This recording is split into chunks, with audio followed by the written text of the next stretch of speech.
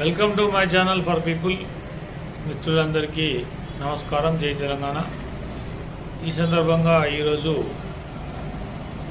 2/6/2025 సాక్షిలో వచ్చిన కథనం ఆధారంగా మీకో దండం మీ పార్టీకో దండం రాజాసింగ్ ఎమ్మెల్యే గారు గోషామాల్ 3 సార్లు గోషామాల్ నుంచి ఎమ్మెల్యేగా ఎన్నికైన రాజాసింగ్ గారు హిందూ ధర్మం కోసం, హిందువుల కోసం అలుపెరుగని పోరాటం చేసిన వ్యక్తి, బీజేపీ ఎమ్మెల్యే.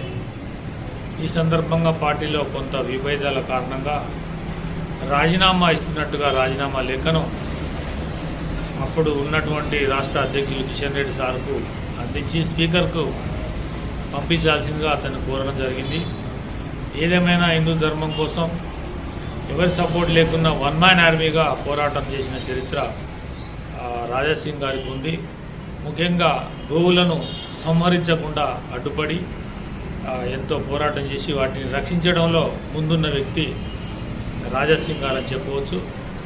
ఒక్కడిగా పోరాటం చేసి బీజేపీకి అసెంబ్లీలో ఎక్కువ బలం లేనప్పుడు కూడా ఆయన ఒక్కడు గెలిచేవాడని చెప్పి అందరూ ప్రజలు చెప్పుకుంటున్నారు. ఈ సందర్భంలో బీజేపీ రాష్ట్ర అధ్యక్షునిగా నామినేషన్ వేయనీయలేదు అనే నెపంతో రాజీనామా చేస్తున్నట్టు ప్రకటించారు.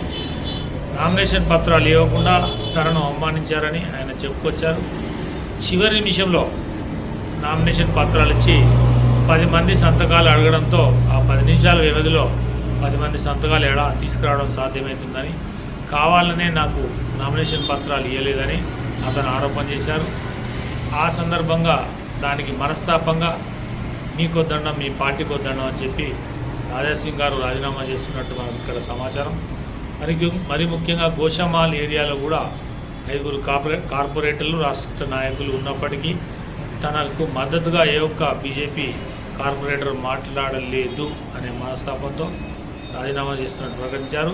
మరి జాతీయ నాయకత్వం, రాష్ట్ర నాయకత్వం బుజ్జగింపుల పర్వం ఏదైనా ఉంటుందేమో అని జనాలు అనుకుంటున్నారు. అది కాకుండా టీఆర్ఎస్ లేదా కాంగ్రెస్లో చేరుతారనే ఊహాగానాలు నడుస్తున్నాయి. కానీ తను హిందూ మనోభావాలకు దగ్గరగా ఉన్న పార్టీలో చేరుతున్నట్టు సమాచారం. మరి ముఖ్యంగా శివసేన పార్టీ, మహారాష్ట్ర బాల్ ఠాక్రే కొడుకు ఉద్ధవ్ ఠాక్రే నడిపిస్తున్నటువంటి శివసేన హిందూ మనోభావాలకు దగ్గరగా ఉన్న పార్టీ, హిందువుల సంరక్షణ కోసం ఏర్పడ్డ పార్టీ కాబట్టి దాంట్లోకే వెళ్తారనే ఊహాగానాలు ఉన్నాయి. అతను ప్రకటించే వరకు ఏది నాకు తెలిసే పరిస్థితి లేదని సందర్భంగా తెలియజేస్తూ థ్యాంక్ యూ, ధన్యవాదాలు.